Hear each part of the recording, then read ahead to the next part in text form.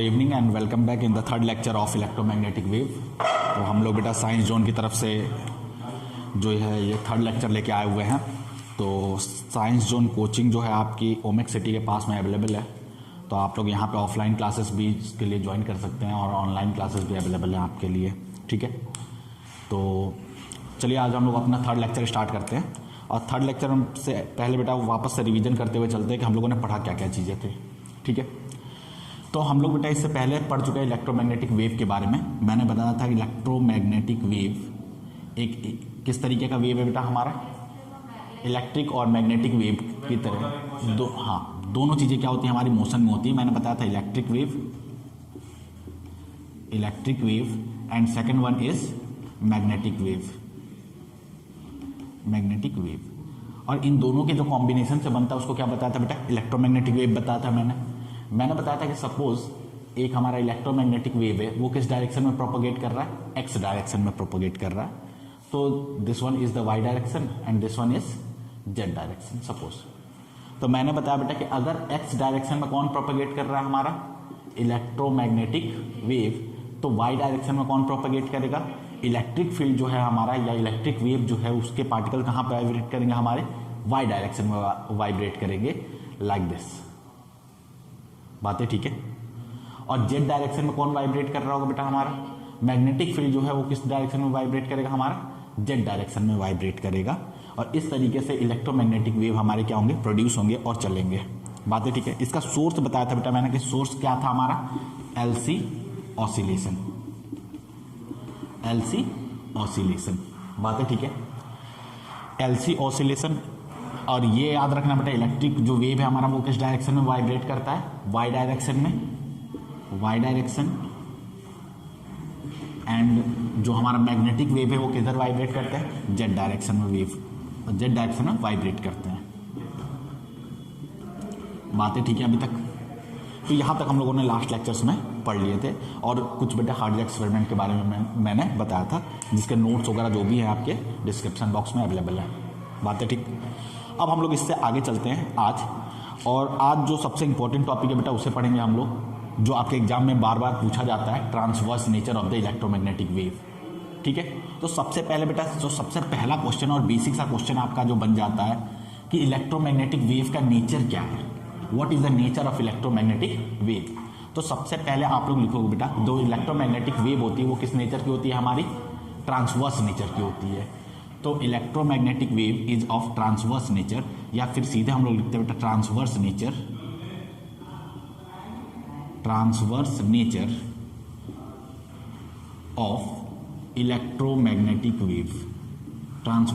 Of electromagnetic wave. ये हम लोग जा रहे हैं पढ़ने के लिए। ठीक है, तो जो भी चीज़ें पढ़ेंगे बेटा वो बिल्कुल का बिल्कुल क्या होगा, हमारा बोर्ड से रिलेटेड होगा, बोर्ड के सिलेबस जो भी हैं उसी के रिगार्डिंग है। और ये क्वेश्चन बेटा बार बार पूछे गए हैं कि ट्रांसवर्स नेचर प्रूफ करो कि इलेक्ट्रोमैग्नेटिक वेव किस नेचर का होता है, हमारा ट्रांसवर्स नेचर का होता है। ये चीज़ें बार बार आपसे पूछी गई हैं। ठीक है, तो हमने पढ़ा बेटा कि इलेक्ट्रोमैग्नेटिक वेव में दो तरीके के वेव होते हैं, एक इलेक्ट्रिक फील्ड होती है, दूसरी मैग्नेटिक फील्ड होती है, जिसके बारे में सबसे पहले मैंने बताया था फैराडेज एक्सपेरिमेंट के बारे में हम लोगों ने पढ़ा था कि जैसे जैसे आप मैग्नेटिक फील्ड चेंज करोगे क्या प्रोड्यूस होगा, इलेक्ट्रिक फील्ड। उसके बाद बेटा मैक्सवेल आते हैं, मैक्सवेल बोलते हैं कि इलेक्ट्रिक फील्ड को चेंज करोगे तो क्या बनेगा, मैग्नेटिक फील्ड बनेगी। ठीक है, तो वहाँ से हमारा ये जो आ गया ट्रांसवर्स नेचर आ गया। बातें ठीक है। तो सबसे पहले बेटा स्टार्ट करते हैं, तो हेडिंग बना लो transverse nature of electromagnetic wave.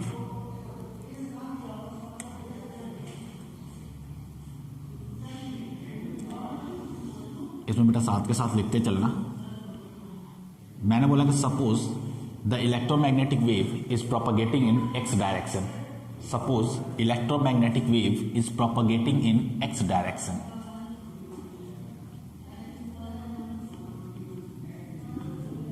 Suppose electromagnetic wave is propagating in x direction.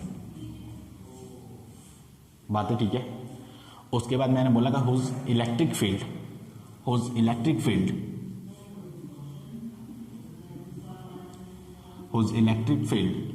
Is vibrating in y direction. जिसके अंदर बेटा इलेक्ट्रिक फील्ड है वो कहाँ वाइब्रेट कर रहा है, हमारा वाई डायरेक्शन में। Electric field and magnetic field is vibrating in Z direction. Z direction में हमारा कौन सा फील्ड है, मैग्नेटिक फील्ड। बेटा ट्रांसवर्स नेचर का मतलब क्या होता है? ट्रांसवर्स नेचर का मतलब होता है कि हमारा जो वेव है वो सामने की तरफ प्रोपगेट करे, लेकिन उसके पार्टिकल सेम जगह पे वाइब्रेट करें। सेम जगह पे क्या करें, वाइब्रेट करें। तो आगे नहीं बढ़ना बेटा, वो सेम जगह पे वाइब्रेट करेंगे ट्रांसवर्स नेचर में। हाँ बेटा, परपेंडिकुलर में वाइब्रेट करें। सपोज हमारा जो पार्टिकल है वो इस तरीके से वाइब्रेट कर रहा है, ऊपर वाइब्रेट करा, फिर नीचे वाइब्रेट करा, लेकिन वेव कहाँ चल रहा हो, हमारा आगे की तरफ चल रहा हो। That is known as wave nature, that is known as wave nature. तो मैंने बोला बेटा वेव कहाँ चल रहा है हमारा, एक्स डायरेक्शन में। इलेक्ट्रिक फील्ड हमारी किधर है, वाई डायरेक्शन में, और मैग्नेटिक फील्ड कहाँ है हमारा, जेड डायरेक्शन में। तो हमें प्रूफ करना है कि हमें प्रूफ करना है कि जो हमारा इलेक्ट्रिक फील्ड है वो वाई डायरेक्शन में होगा, means perpendicular to the direction of electromagnetic wave. ये हमें प्रूफ करना है, that is known as transverse nature. बात है ठीक है बेटा। तो यहाँ पे हम लोगों ने क्या ले लिया कि सपोज हम लोग एक क्यूबॉइड ले लेते हैं, क्या ले लेते हैं बेटा, क्यूब ले लेते हैं, या क्यूबॉइड मैंने बोला। तो पहले इसको डायग्राम को मैं सीधे बना लेता हूँ क्यूब की तरीके से। एक क्यूब लिया यहाँ पे, और उसी से बेटा हम लोग डायरेक्शन भी शो कर लेंगे। ये हमारा क्यूब रहा। ऑफ लेंथ बेटा dx ले लो, l ले लो, कोई भी हम लोग लेंथ ले सकते हैं। ये हमारा क्यूब है, और इस क्यूब का बेटा ये जो डायरेक्शन इसको मैंने बोला this is the Y direction, ये जो डायरेक्शन इसको मैंने बोला this is the X direction, और ये डायरेक्शन हमारा क्या है, जेड डायरेक्शन। बात है ठीक है। अब इसकी जो क्यूब है इसकी हम लोग नेमिंग कर लेते हैं। सपोज मैंने नाम यहाँ से देना स्टार्ट करो बेटा, ए बी सी डी नीचे वाले सरफेस का, ऊपर के लिए ई एंड एफ, इस साइड में दिया बेटा मैंने जी एच। बातें क्लियर है क्या? अब हमें ट्रांसवर्स नेचर प्रूफ करना है इलेक्ट्रोमैग्नेटिक वेव का। तो सबसे पहले मैंने बोला कि let the wave is propagating in the X direction. Wave कहाँ प्रोपगेट कर रहा है, एक्स डायरेक्शन में प्रोपगेट कर रहा है, और हमें वाई डायरेक्शन में प्रूफ करना है कि इलेक्ट्रिक फील्ड क्या होगा, हमारा प्रोड्यूस होगा। ठीक है, तो हम मान के चलते हैं बेटा कि हमारा जो इलेक्ट्रिक फील्ड है वो परपेंडिकुलर नहीं है। मान के क्या चलते हैं कि हमारा जो इलेक्ट्रिक फील्ड है वो परपेंडिकुलर नहीं है। किससे परपेंडिकुलर नहीं है, from the direction of propagation of wave. हम लोग उल्टा मान के चलते हैं। अब प्रूफ करेंगे कि जो हमने माना था वो क्या है, गलत है। और जब बेटा गलत हो जाएगा तो जो चीज़ नहीं मानी थी वो क्या हो जाएगी, कॉन्ट्राडिक्शन मेथड, वो क्या हो जाएगा, हमारा सही हो जाएगा। तो मैंने यहाँ पे लिखा बेटा let wave is propagating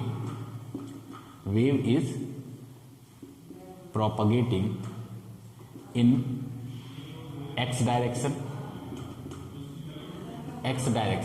but electric field is not perpendicular to the direction of propagation of wave. But electric field is not perpendicular to the direction of propagation of wave,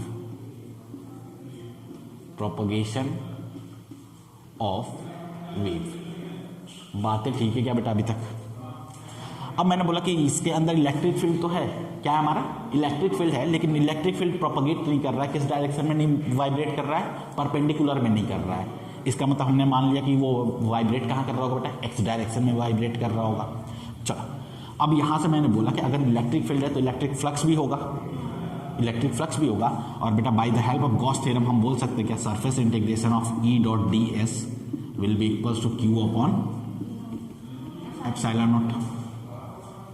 ये किससे आ गया बेटा, हमारा गॉस थ्योरम से, क्योंकि हम electric field के बारे में बात कर रहे हैं। इलेक्ट्रिक फील्ड का मतलब कहाँ से आता है, हमारा गॉस थ्योरम से आता है।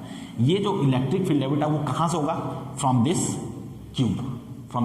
क्यूब या इस सरफेस की वजह से होगा हमारा इलेक्ट्रिक फील्ड।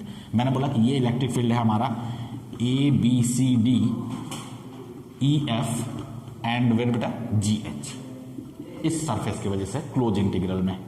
बात है ठीक है, इस सरफेस की वजह से इलेक्ट्रिक फील्ड नहीं है। क्या इसके अंदर कोई चार्ज है, क्या चार्ज है इसके अंदर? कोई चार्ज नहीं है। ठीक है, इलेक्ट्रिक फील्ड है, मैग्नेटिक फील्ड है, लेकिन मैंने चार्ज को नहीं बताया कि इसके अंदर क्या है, हमारा चार्ज है। तो इसका मतलब बेटा यहाँ पे जो Q होगा वो किसके इक्वल होगा, हमारा 0 के इक्वल होगा, because this doesn't contain any charge. अब इसके अंदर कोई चार्ज नहीं होगा तो इसकी वैल्यू जो हो जाएगी वो क्या हो जाएगी बेटा, surface integration of E dot D S will be equals to, बातें क्लियर है। लेकिन सरफेस इंटीग्रेशन किसका है, हमारा A B C D E F G and H.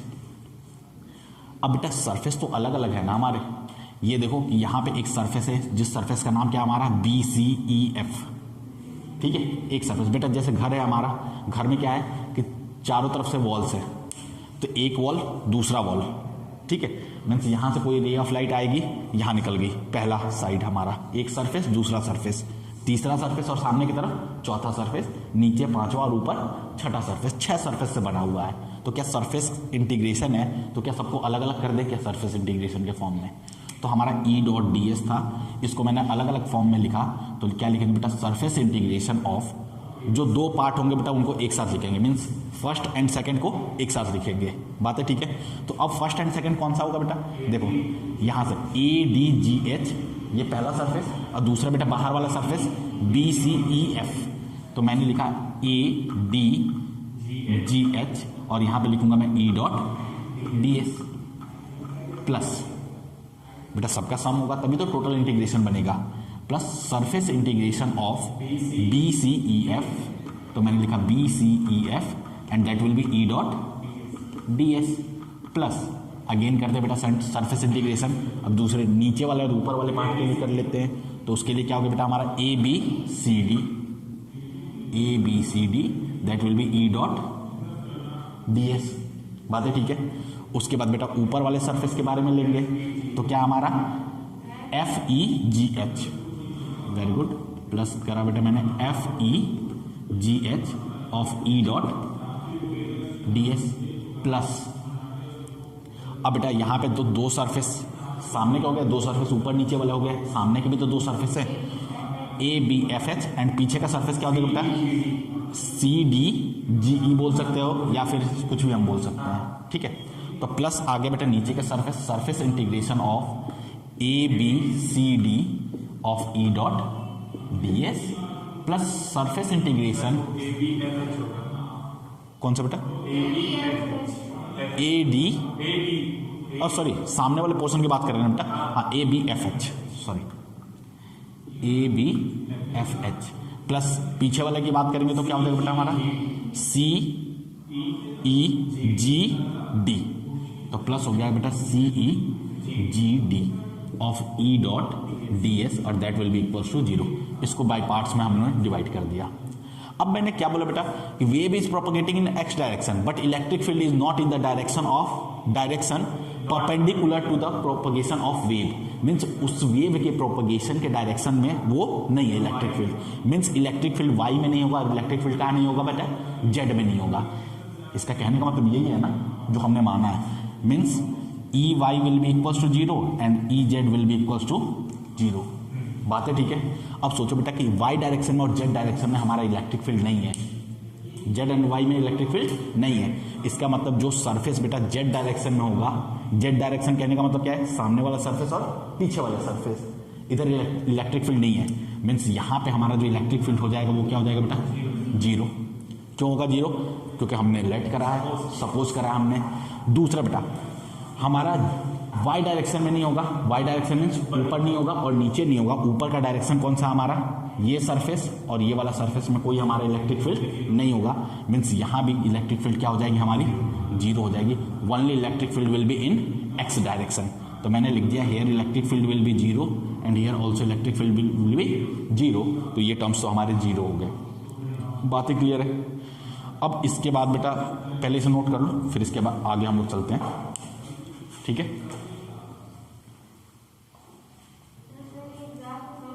हाँ बेटा एग्जाम में प्रूफ करने के लिए आता है, हर बार आया हुआ है, proof that the electromagnetic wave is of transverse nature.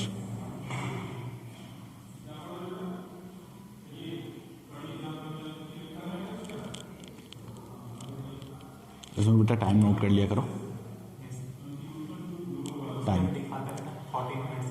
हाँ तो वो टाइम नोट कर लिया करो कि उस समय पे जब तक वो चीज़ें चलेंगी तो उसके बाद उसे क्रॉप करना होता है, ठीक है।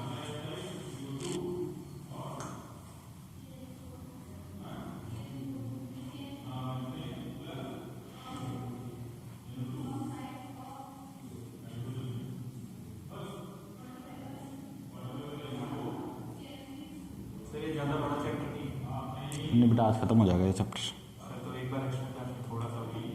हाँ बिल्कुल इम्पोर्टेंट यही है बेटा, बाकी की चीज़ें हैं जिसमें मैंने बता रखा आपको कि जो ट्रांसवर्स नेचर होता है उसका, ये चीज़ें पूछेगा। इलेक्ट्रिक फील्ड कहाँ वाइब्रेट करती है, मैग्नेटिक फील्ड कहाँ वाइब्रेट करती है, ये चीज़ें पूछते हैं।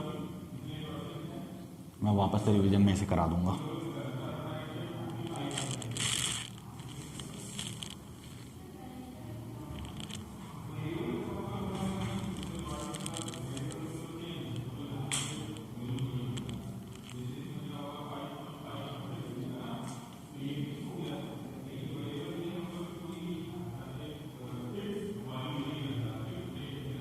इसका पेपर बहुत अच्छा नहीं है क्यों बेटा?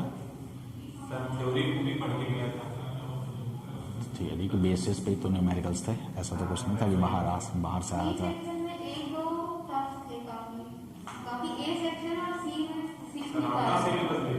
नहीं बेटा, आउट ऑफ सिलेबस कुछ नहीं था। चलो उसके बारे में हम लोग बात करेंगे, पहले चैप्टर खत्म हो जाए आज।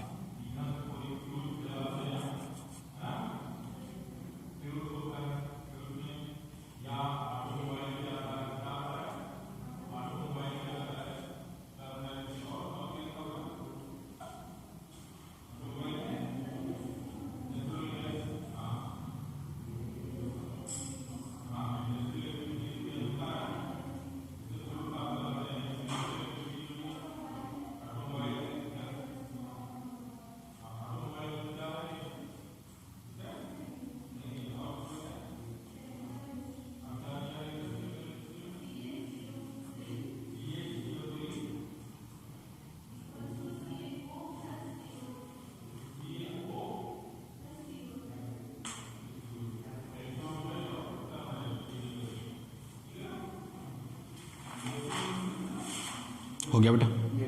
चलो हम इसके बाद आगे आते हैं, इसको हम लोग देखते हैं इसके बाद कैसे प्रूफ करेंगे। चलो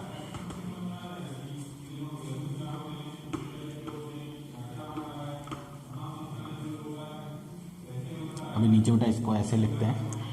मैंने बोला कि यहाँ दोनों पे हमारी इलेक्ट्रिक फील्ड है, तो बेटा डायग्राम में अगर आपको ध्यान हो तो मैंने बनाया था जो सामने का सरफेस है, एक यहाँ सरफेस होगा बेटा और इसके जस्ट पीछे सरफेस होगा। वापस से बना लेते हैं। ये हमारा जो भी था सरफेस, इसमें सामने के सरफेस और आगे की सरफेस, इसके बारे में बात कर रहे थे। Means this surface and this surface, इन्हीं दोनों सरफेस की बात कर रहे हैं। बेटा मैंने बोला कि इलेक्ट्रिक फील्ड हमारा परपेंडिकुलर नहीं है। किससे परपेंडिकुलर नहीं है? एक्स के परपेंडिकुलर नहीं है। इसका मतलब एक्स के डायरेक्शन में होगा। इसका मतलब कहाँ है? एक्स के डायरेक्शन में, मीन्स एक्स डायरेक्शन में इलेक्ट्रिक फील्ड है। मैंने बोला कि ठीक है, यहाँ और यहाँ इलेक्ट्रिक फील्ड है हमारी, बातें ठीक है। अब देखो कि electric field E dot D S निकालना बेटा। इलेक्ट्रिक फील्ड यहाँ वाइब्रेट कर रहा है सामने की तरफ, इसका एरिया वेक्टर कहाँ होगा? एरिया वेक्टर भी सामने और वेव भी हमारा सामने। मीन्स यहाँ पे जो कॉस थीटा आएगा वो क्या आ जाएगा बेटा? 0 आ जाएगा। Dot product means cos theta.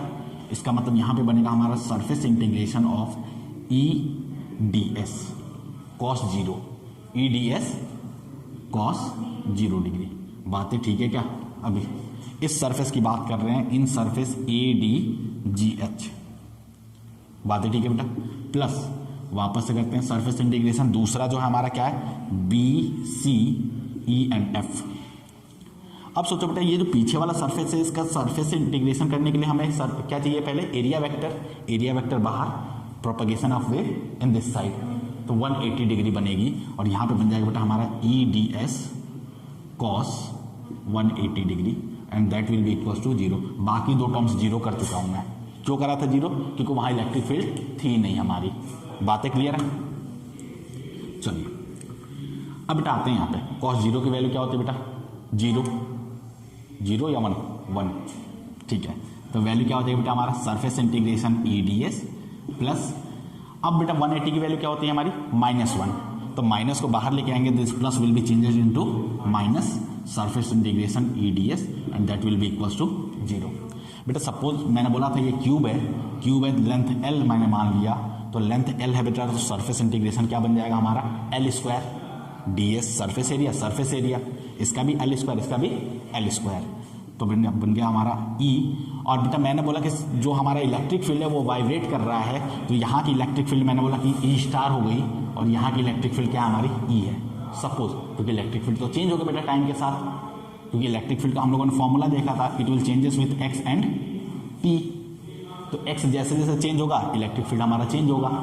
तो ई डैश स्टार बना लिया मैंने और यहाँ पे ई बना लिया, तो this will be E into L square minus बेटा क्या हो जाएगा हमारा E star into L square, that will be equals to 0।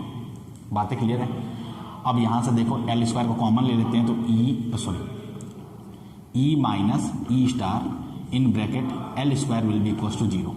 बातें क्लियर है क्या बेटा। एल स्क्वायर एरिया कभी 0 होगा क्या, एरिया तो 0 हो नहीं सकता है, तो L square not will equals to 0, तो इसका मतलब क्या होगा बेटा हमारा E minus E star will be equals to 0। अब यहाँ से हम देख रहे हैं कि ई और ई स्टार दोनों सेम हो जाते हैं बेटा, दोनों क्या हो जाते हैं सेम, इक्वल हो गए। अब यहाँ से तो हमें प्रूफ हो रहा है बेटा कि ई जो है एक्स और टी के साथ चेंज होना चाहिए, और ये बता रहे हैं कि यहाँ जो हमारी ई की वैल्यू थी वही यहाँ पे भी है ई की वैल्यू। क्या ये पॉसिबल होगा क्या, नहीं। इसका मतलब हमारा एजम्पशन क्या था, रॉन्ग, गलत था, और एजम्पशन वाज रॉन्ग, और अपना एजम्पशन जो रॉन्ग है तो इसका मतलब इलेक्ट्रिक फील्ड कहाँ वाइब्रेट करेगी हमारी, इलेक्ट्रिक फील्ड एक्स डायरेक्शन में नहीं वाइब्रेट करेगी, it will propagate in the direction perpendicular to the propagation of wave. हमने बेटा एजम्पशन क्या करा था कि एक्स डायरेक्शन में हमारा प्रोपगेशन हो रहा है वेव का, but electric field is not perpendicular to the direction in the propagation of wave.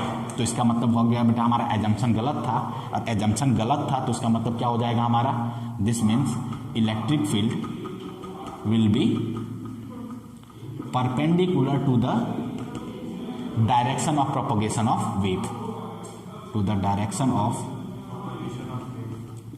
propagation of wave, propagation of wave। बेटा सिमिलरली हम किसके लिए कर सकते हैं, मैग्नेटिक फील्ड के लिए कर सकते हैं। सेम प्रोसेस हम लोग फॉलो करेंगे, वहां पे हम क्या लगाएंगे, गॉस लॉ ऑफ मैग्नेटिज्म लगाएंगे। क्या लगाएंगे हम लोग, गॉस लॉ ऑफ मैग्नेटिज्म। वहां क्या आएगा बेटा, B dot D S will be equals to 0, क्योंकि मैग्नेटिक फील्ड तो है नहीं। अब मैग्नेटिक फ्लक्स ऑलवेज क्या होता है बेटा हमारा 0 होता है, तो B dot D S will be equal to 0। E के जगह पे सिर्फ आपको क्या चेंज करना है, बी चेंज करेंगे, और from there we will get that the magnetic field will also perpendicular to the direction of propagation of wave. और बेटा इसी चीज को तो हम बोलते हैं ट्रांसवर्स नेचर। हाँ बेटा दोनों का हम लोग अलग अलग दिखा सकते हैं, पर हमें दोनों को दिखाने की जरूरत नहीं है। सिमिलरली हाँ एक का दिखा के बेटा हम लोग लिख सकते हैं सिमिलरली। आपको सिर्फ ये पूछा जाएगा बेटा कि ट्रांसवर्स नेचर प्रूफ करना है, तो ट्रांसवर्स नेचर में हम या तो दिखा देंगे इलेक्ट्रिक फील्ड को, और सिमिलरली हम दिखा देंगे किसको, मैग्नेटिक फील्ड को, या फिर आप मैग्नेटिक फील्ड दिखाओ और सिमिलरली किसको दिखा सकते हैं हम लोग, इलेक्ट्रिक फील्ड। बातें क्लियर है। तो that's the transverse nature of electric और इलेक्ट्रोमैग्नेटिक वेव। तो इसका मतलब यहां से लिख लेंगे बेटा हम लोग कि so electromagnetic wave is of transverse nature, transverse nature.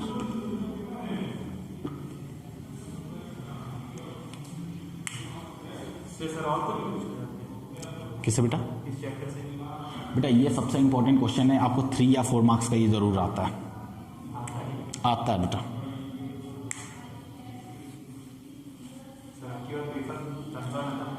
हाँ बेटा मतलब ये समझ लो सीबीएसई के जो पेपर होते हैं ना वो कंफर्म होते हैं, कंफर्म इन द सेंस कि किस टॉपिक से रिलेटेड क्वेश्चन आएंगे। अब बेटा अगर ऐसी चीज़ें होती हैं इसीलिए मैं मतलब हर चीज़ों को बारीकी से इसीलिए पढ़ा रहा हूँ, क्योंकि अगर एमसीक्यूज होते हैं तो आप लोगों को सारी चीज़ें वापस से वैसे ही पढ़नी है, और अगर आपका अगर एग्ज़ाम बेटा डिस्क्रिप्टिव होगा तो ये समझ लो कि सारी चीज़ें हो जाएंगी आपसे, हो तो ऐसे भी जाएंगी लेकिन थोड़ा सा ज़्यादा मेहनत करना पड़ता है बेटा उसके लिए, एमसीक्यूज के लिए।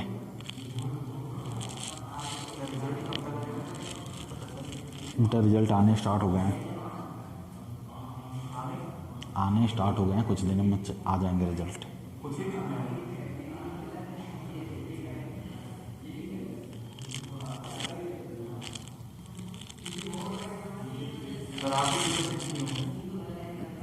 बेटा चेक नहीं करा था, चेक करवाया था, मैं ऑब्जर्वर था ना, ऑब्जर्वर चेक नहीं करता।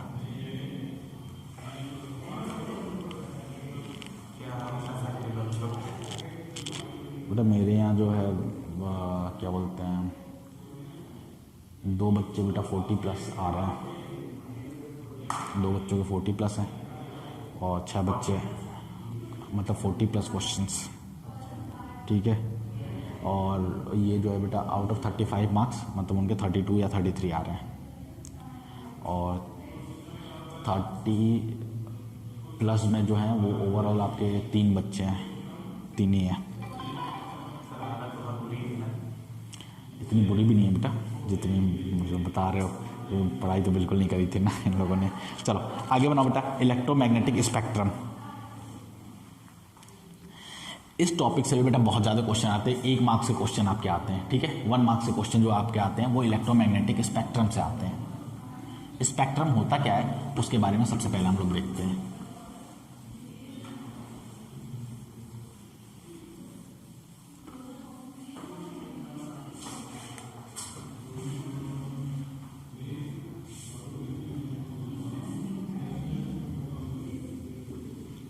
Electromagnetic spectrum. अब बेटा स्पेक्ट्रम के बारे में आप लोग क्लास 9 से ही पढ़ते हुए आ रहे हो कि स्पेक्ट्रम में क्या होता है, हमारा बहुत सारी जो रेज ऑफ क्या होती हैं, इलेक्ट्रोमैग्नेटिक वेव है, उसमें बहुत सारी रेज पाई जाती हैं। जैसे आप लोगों ने पढ़ा होगा बेटा X rays, gamma rays, beta rays, ऐसा पढ़ा है। ये सब चीज़ें क्या कहलाती हैं, हमारी स्पेक्ट्रम कहलाती हैं। स्पेक्ट्रम में होता क्या है कि जो बहुत सारे रेडिएशंस होते हैं, बहुत सारे क्या होते हैं हमारे रेडिएशंस होते हैं, उनको ऑर्डरली हम लोग क्या करते हैं एक सीरीज के फॉर्म में लिखते हैं और that type of series is known as electromagnetic spectrum. जैसे बेटा सिंपल सी लैंग्वेज में आप लोगों ने 10th में पढ़ा होगा कि जो हमारी व्हाइट लाइट होती है उसमें कितने कलर्स होते हैं, 7 कलर्स होते हैं, उसके पार्ट्स होते हैं।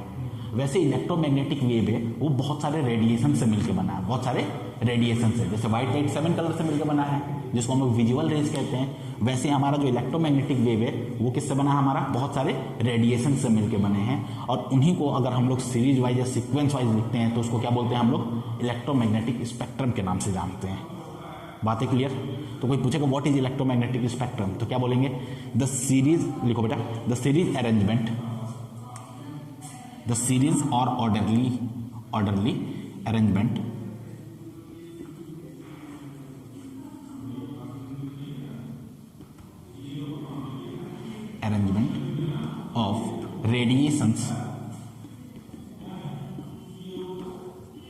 of radiations of light or electromagnetic wave called electromagnetic radiation। जो एक ऑर्डर में बेटा अरेंजमेंट होते हैं हमारे रेडिएशंस ऑफ द लाइट के या इलेक्ट्रोमैग्नेटिक वेव के, इसी चीज को हम लोग क्या बोलते हैं, इलेक्ट्रोमैग्नेटिक रेडिएशंस के फॉर्म में जानते हैं।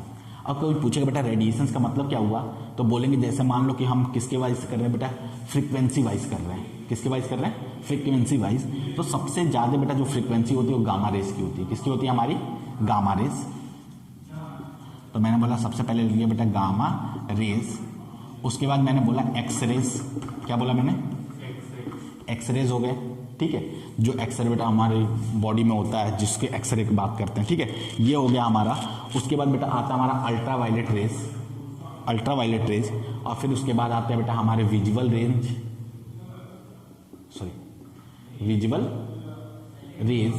और इस विजुअल रेज के बाद बेटा और भी हमारे रेज आते हैं, जैसे हम लोग क्या बोलते हैं माइक्रोवेव के नाम से जानते हैं। तो मैंने बोला बेटा इसके आगे आ गया हमारा माइक्रोवेव्स, और उसके बाद आ जाता है हमारा जो सबसे लास्ट होता है बेटा, लास्ट बट नॉट लिस्ट, हम लोग जो सबसे लास्ट में बोलते हैं कॉम्बिनेशन जो लास्ट लेके आते हैं उसको मैंने बोला रेडियो वेव। क्या बोला मैंने, रेडियो वेव्स। तो इनको मैंने ऑर्डरली एक सीक्वेंस में रखा। सीक्वेंस में कैसे रखा बेटा, फ्रीक्वेंसी वाइज। किसकी वाइज रखा मैंने, फ्रीक्वेंसी वाइज। सबसे ज्यादा फ्रीक्वेंसी गामा रेज की, उससे कम एक्स रेज, उससे कम ultraviolet, visible, microwave, radio wave. बातें ठीक है बेटा। इस तरीके की जो अरेंजमेंट होती है उसको हम लोग क्या बोलते हैं, इलेक्ट्रोमैग्नेटिक स्पेक्ट्रम के नाम से जानते हैं। किसके नाम से जानते हैं, इलेक्ट्रोमैग्नेटिक स्पेक्ट्रम। अब एक एक रेज के बारे में बेटा एग्जाम में पूछा क्या जाता है आपसे, वो चीजें हैं। आपको दे दिया बेटा गामा रेज, बोला ये कैसे प्रोड्यूस होते हैं, कैसे क्या होते हैं, प्रोड्यूस होते हैं, इसकी फ्रीक्वेंसी क्या होती है। जैसे बेटा केस बेस्ड स्टडी आ गया आपका, ठीक है। आपसे बोला कि ए रे ऑफ लाइट और a ray of spectrum use for use for locating the suppose बोल सकते हैं बेटा broken parts of your body, broken part of your body, तो उसमें कौन सी रे क्या यूज करते हैं? तो बताएंगे बेटा हम लोग किसके करते हैं? X rays. तो what will be the frequency of that rays, what will be the frequency of that rays. तो ऐसे क्वेश्चन आपको निकल के आते हैं, बात है ठीक है। तो एक एक करके बेटा हम सभी रेज के बारे में, सभी स्पेक्ट्रम के बारे में हम लोग क्या करेंगे? स्टडी करेंगे, उसको देखेंगे कि उसका सोर्स ऑफ प्रोडक्शन क्या है, उसकी यूजेस क्या है, उसकी फ्रीक्वेंसी क्या होती है, उसकी वेवलेंथ क्या होती है, बात है ठीक है। ये चीज़ें हमें याद करनी है इस चैप्टर से, और 1 मार्क का क्वेश्चन बेटा फिक्स है कि इससे आता ही आता है, बात है ठीक है। तो सबसे पहले हेडिंग बना लो आप लोग गामा रेज।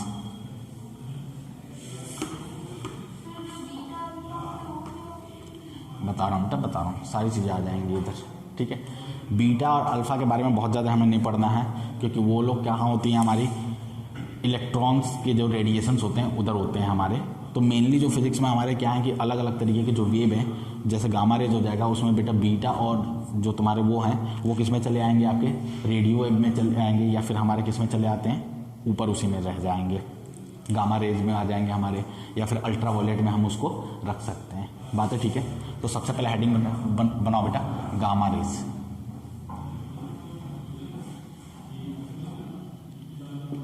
बात है ठीक है, लिखो इसके। गामा रेज जो होती है हमारी, इसकी जो बेटा हमारी क्या होती है? फ्रीक्वेंसी जो होती है, किसकी बात कर लेते हैं सबसे पहले?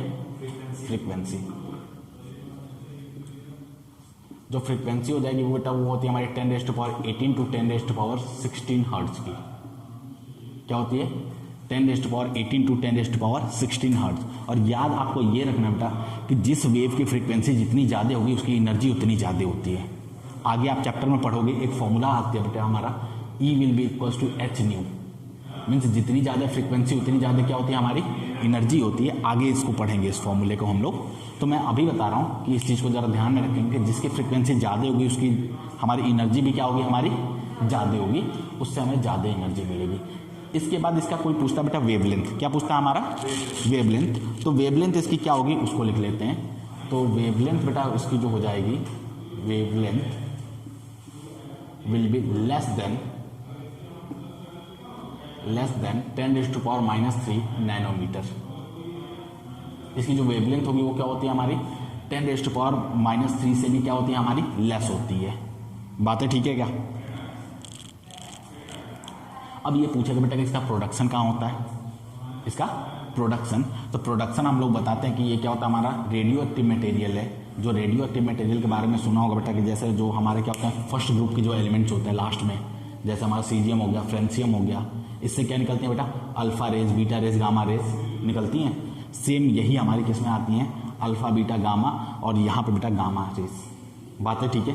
तो गामा रेज और अल्फा बीटा भी इसी में सेम चीज़ें होती हैं। मीन्स कहाँ से प्रोड्यूस होता है ये हमारा? न्यूक्लियस के अंदर से। किसके अंदर से प्रोड्यूस होता है? न्यूक्लियस के अंदर से। और ये कहाँ से, मतलब इसका जो सोर्स होगा उसको कैसे लिखेंगे हम लोग? The source of gamma rays is, the source of gamma rays is radio active material, radio active material, radio active material, बातें ठीक है। अब कोई पूछेगा बेटा इसका यूज कहाँ है? इसका यूज कहाँ है? बेटा सिटी स्कैन में इसका यूज नहीं करते, उसमें बहुत ज़्यादा एनर्जी लग जाएगी, मतलब इतनी ज़्यादा एनर्जी होती है कि इससे आपको कैंसर हो सकता है। हाँ बेटा सिटी स्कैन से भी हो सकता है, गामा रेज से बहुत जल्दी हो जाएगा हमें कैंसर, उसमें भी रेज आती है, उस रेज की भी एनर्जी ज़्यादा होती है। इसलिए क्या होता है कि जब भी आप देखोगे कि जो भी डॉक्टर बेटा सिटी स्कैन करते हैं उनके सामने शील्ड लगी होती है। क्यों लगी होती है? ताकि उसकी एनर्जी से वो खुद को बचा पाए। और बेटा डॉक्टर कम से कम प्रीफर करते हैं आपको सिटी स्कैन कराने के लिए, या फिर जो भी चीज़ें हमारे एक्सरेज कराने के लिए। क्यों करते हैं? क्योंकि इनके अंदर एनर्जी ज़्यादा होती है, और एनर्जी ज़्यादा होने की वजह से आपको क्या हो सकती है? ऐसी स्किन प्रॉब्लम हो सकती है, बातें ठीक है। अब इसके यूजेस देख लेते हैं बेटा, कहाँ कहाँ इसके यूज होते हैं। यूजेस कहाँ कहाँ होंगे? तो बेटा सबसे पहले चीज़ लिखेंगे हम लोग, आयोनाइजेशन ऑफ द एयर में होता है। एयर के पार्टिकल्स को अलग अलग करने के लिए, आयोनाइज करने के लिए हम लोग इसका यूज़ करते हैं। अब सोचो एनर्जी कितनी है कि एयर के अंदर जितने भी पार्टिकल्स हैं उसको कहाँ कर देगा बेटा? अलग अलग कर देगा। तो इसका यूज जो सबसे पहला हो गया हमारा ionization, ionization of air molecules. Ionization of air molecules. इसके अलावा इसकी यूज बेटा और कहाँ कर सकते हैं हम लोग? अब जैसे ये हम लोग पढ़ेंगे बेटा, इसके बाद रे ऑप्टिक्स पढ़ेंगे, वेव ऑप्टिक्स पढ़ेंगे, उसके बाद ड्वेल नेचर ऑफ दी आप क्या पढ़ोगे? मटेरियल पढ़ोगे। उसमें क्या होता है हमारा कि रेडिएशन भेज के हम उसके अंदर से इलेक्ट्रॉन निकालेंगे। रेडिएशन भेज के क्या निकालेंगे? हम उसके अंदर से इलेक्ट्रॉन निकालेंगे। तो उस चीज़ के लिए भी बेटा हम लोग गामा रेज का यूज़ कर सकते हैं। ठीक है, मीन्स इलेक्ट्रिफिकेशन ऑफ मटेरियल। क्या बोल सकते हैं उसको हम लोग? Electrification of material. बेटा इलेक्ट्रिफिकेशन क्या हो गया हमारा? इलेक्ट्रॉन को निकाल दिया बेटा, पॉजिटिव और नेगेटिव चार्जेस हो गए, that is known as electrification. बात है ठीक है? तो इस चीज को लिख लो जरा, इलेक्ट्रिफिकेशन हमारा हो गया।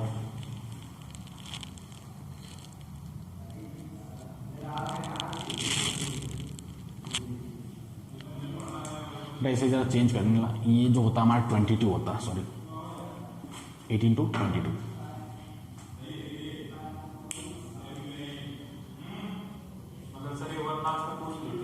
हाँ बेटा, ये फ्रीक्वेंसी आपसे पूछी जा सकती है, इसकी वेवलेंथ पूछी जा सकती है आपसे, ये चीज़ें पूछी जा सकती हैं। Next heading X-rays.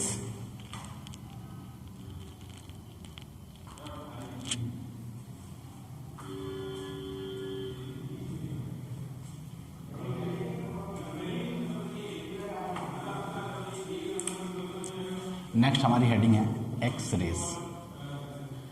बेटा एक्सरे का यूज़ हम लोग जो करते हैं वही नॉर्मल हमारी एक्सरे जो होती है उसी को हम लोग क्या बोलते हैं? एक्सरेज के नाम से जानते हैं। अब कोई पूछेगा what will be the frequency of the X rays, तो एक्सरेज की जो फ्रीक्वेंसी होती है बेटा ये होती है हमारी 10⁻16 to 10⁻19, और इसकी यूनिट क्या होगी बेटा? हमारी हर्ट्ज होती है। क्या होती है? हमारी हर्ट्ज होती है। हर्ट्ज के फॉर्म में इसे हम लोग पढ़ते हैं। ठीक है, और कोई पूछेगा वेवलेंथ, तो बोलेंगे बेटा 1 nanometer to 10⁻³ nanometer. 1 nanometer to 10⁻³ nanometer. ठीक है, अब कोई पूछे बेटा एक्सरेज कहाँ से निकल के आते हैं? एक्सरेज कहाँ से निकल के आएंगे?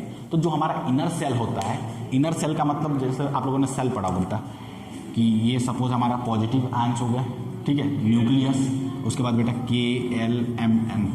अब एक जब पार्टिकल यहाँ से यहाँ तक मूव करता है हमारा एक सेल से दूसरे सेल पे, तो वो क्या निकालता है? हमारा रेडिएशन निकालता है। जब इनर सेल ट्रांजिशन होता है, इनर सेल ट्रांजिशन, तो उस समय किसका प्रोडक्शन होता है? हमारा एक्सरेज का। तो हम बोल सकते हैं बेटा इनर सेल ट्रांजिशन। क्या बोल सकते हैं? इनर सेल ट्रांजिशन या इनर सेल मूवमेंट। तो मैंने इसको लिखा, इसका जो सोर्स है वो क्या हमारा? Inner shell movement of electrons, और इसके बेटा यूजेस भी सेम है हमारे। जो गामा रेज के यूजेस हैं वही क्या है? इसके यूजेस हैं। तो इसको लिख लो यहाँ पे यूजेस के अंदर।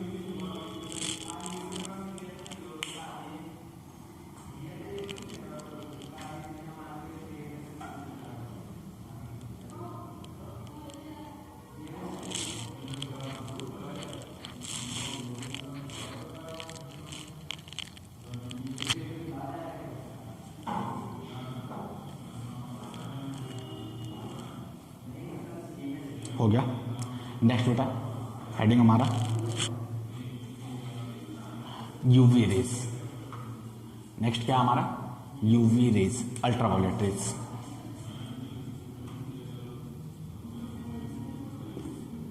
चलो बेटा यूवी रेज में हम लोग इन सारी चीज़ों के बारे में पढ़ेंगे कि इसमें क्या क्या चीज़ें होती हैं, इसकी वेवलेंथ क्या होती है, इसकी फ्रीक्वेंसी क्या होती है। बात है ठीक है?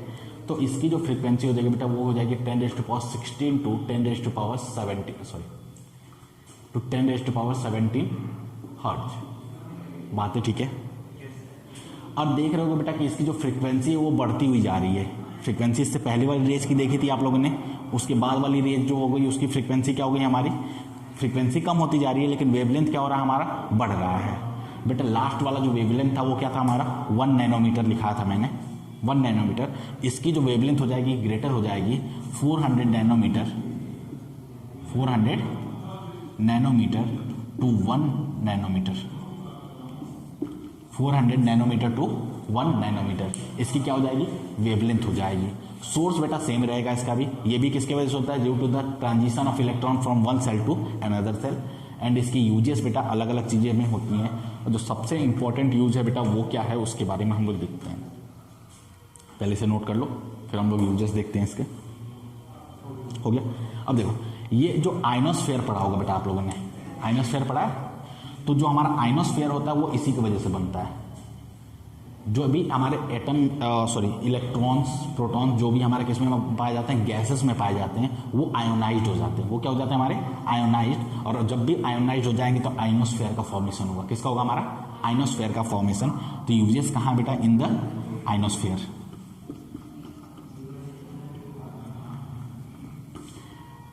इन आइनोस्फेयर, ठीक है। आयंस में वो क्या हो जाते हैं हमारे एटम्स या गैसेस मॉलिक्यूल्स क्या हो जाएंगे हमारे? ब्रेकडाउन हो जाएंगे वहाँ पे इसकी वजह से।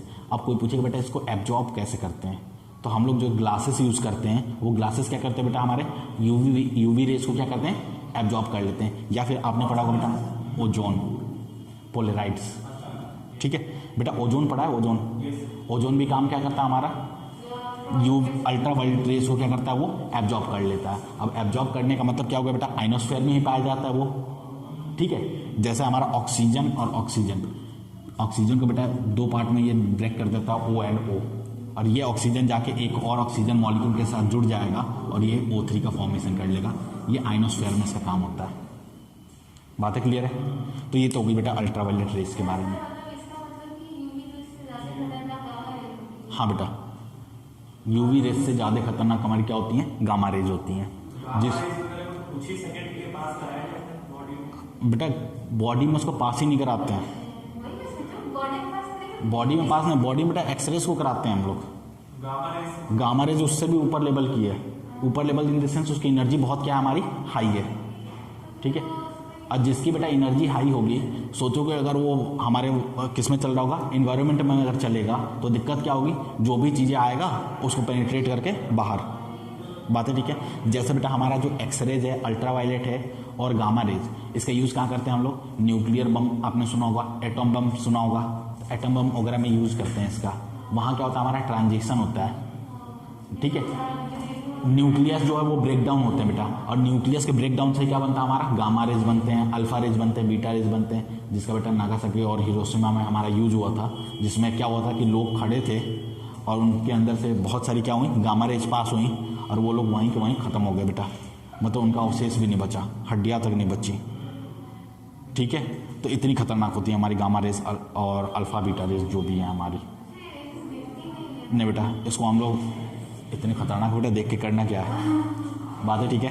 तो ये हो गया बेटा अल्ट्रा वायलेट रेज। नेक्स्ट बनाओ हमारा विजिबल रेस।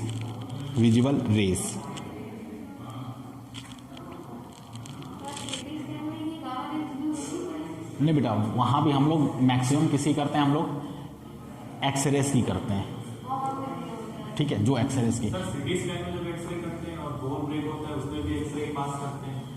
हाँ बेटा, लोग कहते हैं कि सिटी स्कैन में बेटा अलग अलग चीज़ें हम लोग क्या करते हैं? चेक करने के लिए होती हैं, ठीक है। पार्ट्स अलग अलग होती हैं उसके लिए हमारी। अब बेटा ऐसी चीज़ अगर रेस को भेज दिया तो जो उसको पेनिट्रेट करके बाहर चला जाए तो फ़ायदा क्या फिर? ठीक है। अब उसको ब्रेक तो हुआ ही है और उसको और ज़्यादा ब्रेक करा दो, क्या फ़ायदा फिर? वो आएगा क्या कोई? ठीक है। तो चलो विजिबल रेंज।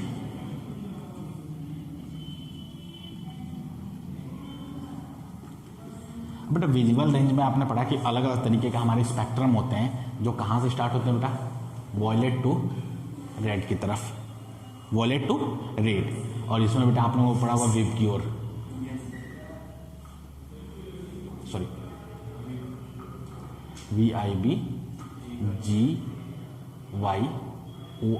विबग्योर, जिसमें V किसको डिनोट करता है मैं? वॉयलेट को। R किसे करता है बेटा? रेड को। फर्स्ट एंड लास्ट लेके चलते हैं।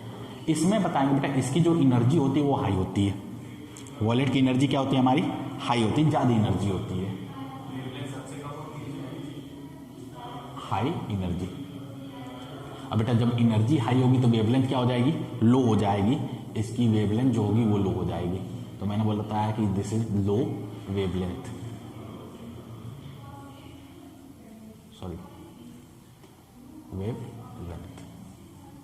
और यहाँ पे बेटा जस्ट इसका उल्टा हो जाएगा। ये क्या हो जाएगी हमारी? इसकी एनर्जी लो हो जाएगी। एनर्जी लो क्यों हो रही है? क्योंकि इसकी फ्रीक्वेंसी लो हो जाती है, ठीक है। लो एनर्जी किसके रिस्पेक्ट में? वॉयलेट के रिस्पेक्ट में। और इसकी जो बेटा वेवलेंथ हो जाएगी वो क्या हो जाएगी हमारी? High wavelength.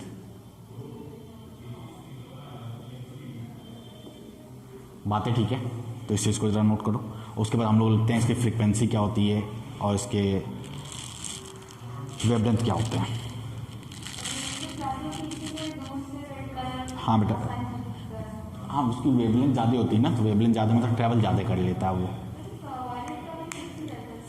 नहीं बेटा, उसकी एनर्जी ज़्यादा होती है, वेवलेंथ कम होता है। बताऊँगा वो चीज़ें क्यों होती हैं।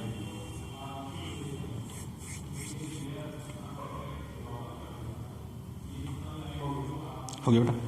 अब ये होता क्या है, इसकी जो फ्रीक्वेंसी होती है हमारी वो लाई करती है बेटा 4 × 10⁻14 टू 7 × 10⁻14 हर्ट्ज। 4 × 10⁻14 टू 7 × 10⁻14 हर्ट्ज इसकी फ्रीक्वेंसी होती है। बातें ठीक है। अब ये बनता कैसे है बेटा, वाइट लाइट से बनता है हमारा, splitting of the white light से बन जाएगा। और ये भी क्या होता है हमारा, प्रिज्म से पास कराने पे हो जाएगा बेटा। और ये जो होता है हमारा, आप लोग केमिस्ट्री में बेटा लाइमन सीरीज, बामर सीरीज पढ़ा होगा आप लोगों ने। लाइमन सीरीज, बामर सीरीज ऐसा पढ़ा है क्या केमिस्ट्री में कहीं कुछ? अच्छा चलो ठीक है, अभी आगे आएगा मे बी। तो वहाँ पे देखेंगे बेटा ये भी क्या होता है, इलेक्ट्रॉन जब एक लेवल से दूसरे लेवल तक ट्रांजिस्ट होता है बेटा, उस कंडीशन में हमारी क्या होती है, हमारी ये भी रेडिएशन से एक तरीके, क्या है हमारे रेडिएशन। तो इसका जो प्रोडक्शन पूछेगा, अब प्रोडक्शन क्या बोलेंगे, due to the movement of electron, due to the movement of electrons, movement of electrons from one shell to another, one shell to another. बेटा ये क्या इनर सेल में होगा या बाहर वाले सेल में होंगे, ये सोच के बताओ जरा। बेटा इनर सेल का मतलब क्या होगा कि सपोज ये पॉजिटिव हमारा न्यूक्लियस है, यहाँ पे पहला एनर्जी लेवल होगा, दूसरा एनर्जी लेवल बेटा इससे थोड़ा सा बाहर होता है, और तीसरा जो होगा उसके पास से होने शुरू हो जाते हैं और क्लोजर हो जाएगा चौथा एनर्जी लेवल। इस तरीके से एनर्जी लेवल होते हैं। बातें ठीक है। तो इसका मतलब यहाँ से यहाँ अगर कोई मूव करेगा तो इसका एनर्जी कम होगा, यहाँ से यहाँ बेटा जाएगा तो एनर्जी ज़्यादा होगा, यहाँ से यहाँ जाएगा तो सोचो और ज़्यादा एनर्जी होगी हमारी। बातें ठीक है। तो इसका मतलब जो आउटर सेल में अगर इलेक्ट्रॉन मूव करते हैं आउटर सेल में, तो वहाँ पे प्रोडक्शन किसका होता है हमारा, प्रोडक्शन किसका होगा हमारा, विजिबल रेंज का होगा, जो वॉयलेट और रेड के फॉर्म में होते हैं। बातें ठीक है क्या। तो उसके साइड में ये थोड़ा डायग्राम बना लो कि हाँ बेटा आउटर सेल से इनर सेल में, तब वो एनर्जी रेडिएट करते हैं, तब क्या करेंगे एनर्जी रेडिएट। वही मैं बोल रहा हूँ, movement of electron from one shell to another, यहाँ से यहाँ। और इनर सेल मतलब यहाँ हो गया बेटा, इनर सेल में मूव करता तो एक्स रेज बनाता, लेकिन बाहर मूव करा तो क्या बनाया हमारे लिए, विजुअल रेंज बना। बातें ठीक है। इसका यूज लिख लो, use in chemical reactions, chemical reactions में इनके यूज करते हैं।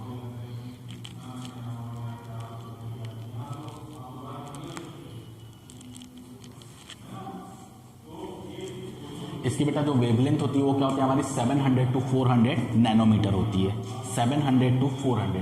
अब कोई पूछेगा बेटा 700 किसकी वेवलेंथ होगी, तो higher wavelength this one is 700 nanometer, और ये जो होती है वो क्या होती है हमारी 400 नैनोमीटर होती है, जो भी हमारी क्या है विजिबल रेंज की वेवलेंथ है। बात है ठीक है। नेक्स्ट बेटा इंफ्रारेड।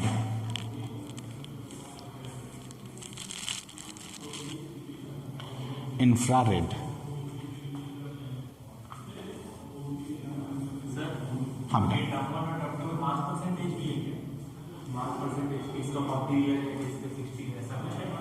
अब बेटा दोनों के कंबाइन करके ही मार्क्स आएंगे, ओवरऑल मार्क्स 50-50। अब बेटा एटम और मॉलिक्यूल्स आप लोगों ने पढ़ा कि वो अपनी जगह पे क्या करते हैं, वाइब्रेट करते हैं, और जब वाइब्रेट करेंगे तो उनसे एक रेडिएशन निकलता है जिसको हम लोग क्या बोलते हैं, इंफ्रारेड के नाम से जानते हैं। ठीक है, उनको क्या बोलेंगे हम लोग, इंफ्रारेड।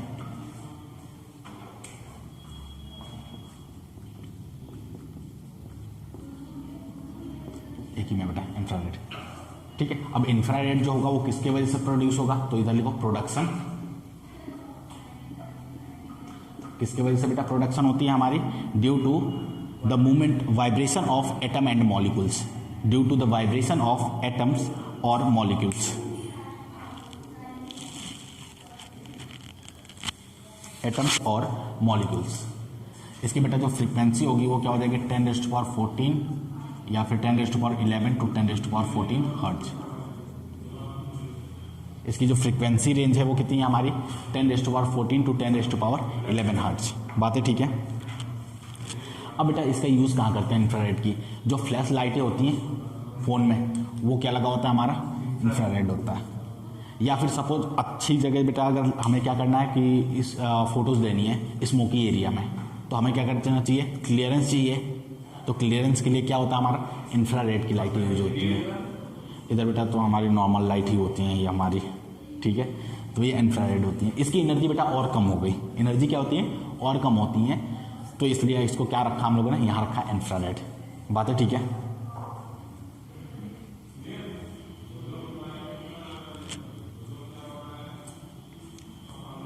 लिख लो इसका। बातें ठीक है बेटा। अगला बनाओ माइक्रोवेव। नहीं बेटा इसकी वेवलेंथ बहुत कम पूछी जाती है। माइक्रोवेव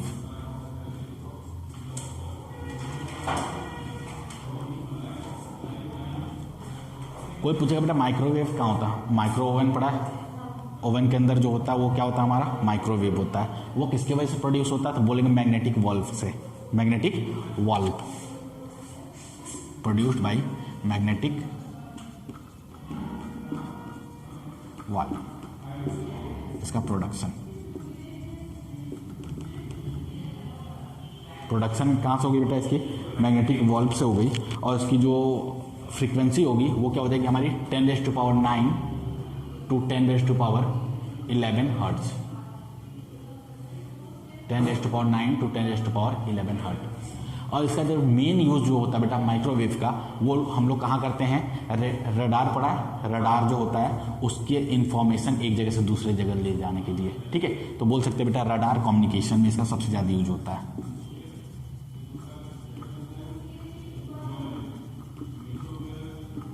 रडार कम्युनिकेशन के अंदर इसकी यूजेस करते हैं।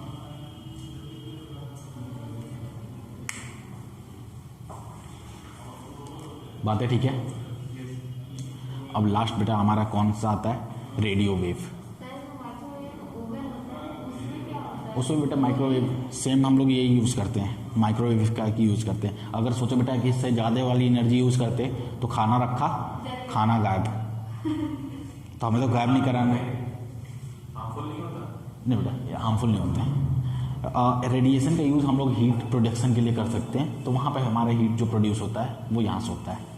बात है ठीक है। लास्ट बेटा रेडियो वेव।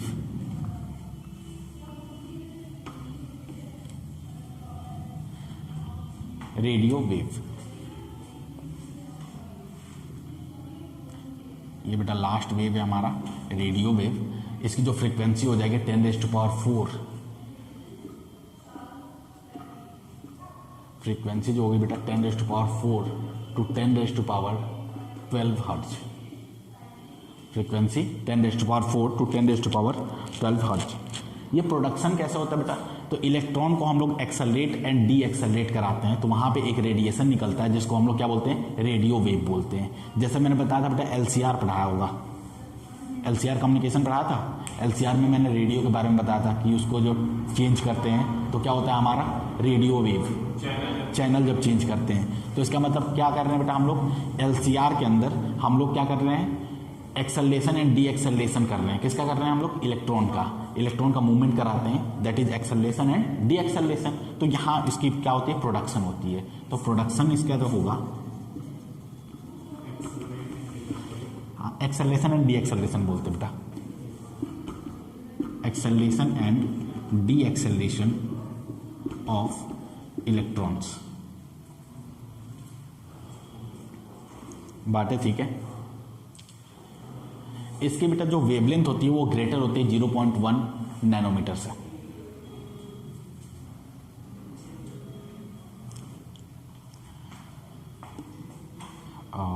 वेवलेंथ हाँ बेटा ग्रेटर देन 0.1 नैनोमीटर। बातें ठीक है। और बेटा लास्ट थिंग कि ये जो रेडियो वेव होती है वो कहाँ यूज़ होती है हमारी, रेडियोज़ हो गए, रेडियो ट्रांसमिशन, जैसे वायरलेस जो हम यूज़ करते हैं वहाँ यूज़ हो जाएंगे, मोबाइल फ़ोन्स में हो जाएंगे, और हमारे जो क्या होते हैं networks in the like TV channels हो गए, रेडियो चैनल्स हो गए, यहाँ पे ये रेडियो वेव का यूज़ होता है। क्यों यूज होता है बेटा, तो बताएंगे कि इसकी जो एनर्जी होती है वो बहुत ही कम होती है। अब बेटा एनर्जी कम होगी तो हमें कोई ज़्यादा दिक्कत नहीं होगी। अभी बेटा न्यूज़ आ रहा था, आप लोगों ने ध्यान दिया होगा कि बहुत ज़्यादा सेलफोन यूज़ करने से क्या होता है, हमारे ब्रेन के ऊपर हार्म पड़ता है। क्यों होता है बेटा, हमारे आइज़, ब्रेन, आइज़, इन सब चीज़ों में प्रॉब्लम होती है। क्यों होती है, बिकॉज देयर इज़ वेव, और उस वेव के अंदर कुछ ना कुछ एनर्जी है। बेटा थोड़ी भी एनर्जी अगर आती है तो हमें कुछ ना कुछ तो वो नुकसान देगी ही देगी, बात है ठीक है।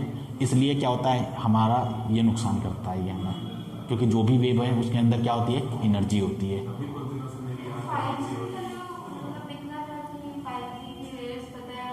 नहीं बेटा ऐसा भी कुछ नहीं है वो इन्फॉर्मेशन। तो यहाँ पे जो है ये है कि इन्फॉर्मेशन ये सही है कि ये हार्म करता है, लेकिन इतना ज़्यादा हार्म नहीं करता है क्योंकि इसकी एनर्जी लेवल बहुत ही कम होती है, बात है ठीक है। एनर्जी ज़्यादा होती तो हमें बहुत ज़्यादा हार्म करता है, ठीक है। तो यहाँ पे बेटा हमारा चैप्टर कंप्लीट होता है।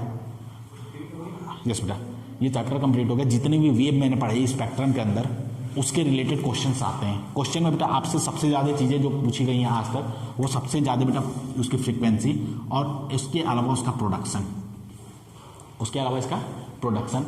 तो आपके बुक में भी दे रखा है प्रोडक्शन कहाँ कहाँ होते हैं बेटा, और इन सब चीज़ों को आप लोग क्या करोगे, नोट डाउन करोगे कॉपी में, और जो भी नोट्स है वो तो मिले ही आपको, यहाँ से नोट्स मिल जाएंगे। और इससे रिलेटेड बेटा क्वेश्चन बहुत कम आएगा। क्वेश्चन अगर आता है तो वो क्या आएगा, आपका फॉर्मूले पे आएगा।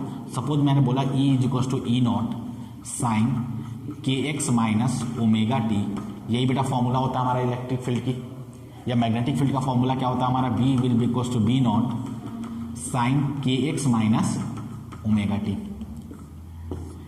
इसी से रिलेटेड बेटा अगर न्यूमेरिकल आए तो न्यूमेरिकल आएगा, वरना न्यूमेरिकल नहीं आएगा। हाँ बेटा electric field and magnetic field के जो हमारे क्या है फॉर्मूलेज है। अब इस पर अगर आपको सपोज क्वेश्चन दे दिया तो आपको पता बेटा के की वैल्यू जो होती है वो क्या होती है हमारी 2π/λ। ओमेगा की वैल्यू क्या हो जाएगी बेटा हमारी 2πf बोल सकते हैं क्या, 2πf।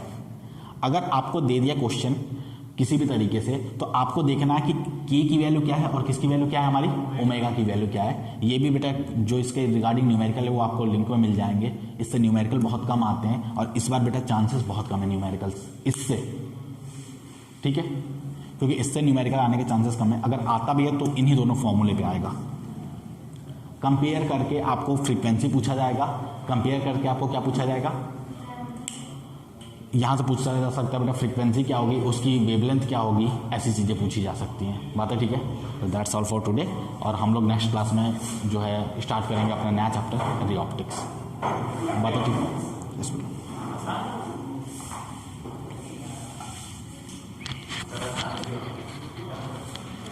बेटा ये सब बंद करो।